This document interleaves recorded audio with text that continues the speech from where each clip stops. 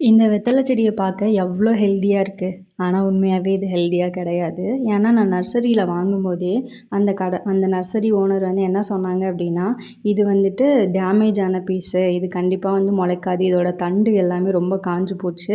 நீங்க எடுத்துட்டு போனீங்கன்னா கூட அது 1 வீக்கு தான் இந்த மாதிரி இருக்கும். அதுக்கப்புறம் செத்து போயிரும்" அப்படின்னு சொன்னாங்க. நம்ம சரி ஒரு சேலஞ்சிங்கா இது வந்து எடுத்துட்டு வந்துட்டோம். எடுத்துட்டு வந்தப்போ இருந்த இலை எல்லாமே ஒண்ணு ஒண்ணா கருகி போக ஆரம்பிச்சிருச்சு. நான் நினச்சேன் அவ்வளோதான். அதோட தண்டையும் பார்த்தாக்க ரொம்ப இதாயிருச்சு, வத்தி போச்சு. நான் இதுக்கு மேலே இது வராது அப்படின்னு நினச்சிட்டு, ஆனால் நான் டெய்லி உரம்லாம் கொடுத்துட்டே தான் இருந்தேன். ஒவ்வொரு மண்புழு உரம், அப்புறம் டீத்தூள் இந்த மாதிரி வந்துட்டு நிறைய வந்து முட்டை ஓடு இதெல்லாமே அரைச்சி அரைச்சி போட்டுகிட்டே இருந்தேன். கடைசியில் அதை நான் காப்பாற்றிட்டேன். இப்போ புதிய இலைகள்லாம் வந்துருச்சு.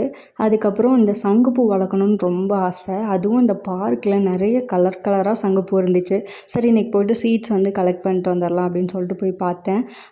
ஒரு சில செடியில் மட்டும்தான் சீட்ஸ் வந்து என்னால் கிடச்சிச்சு. இருந்ததை கலெக்ட் பண்ணிட்டேன்.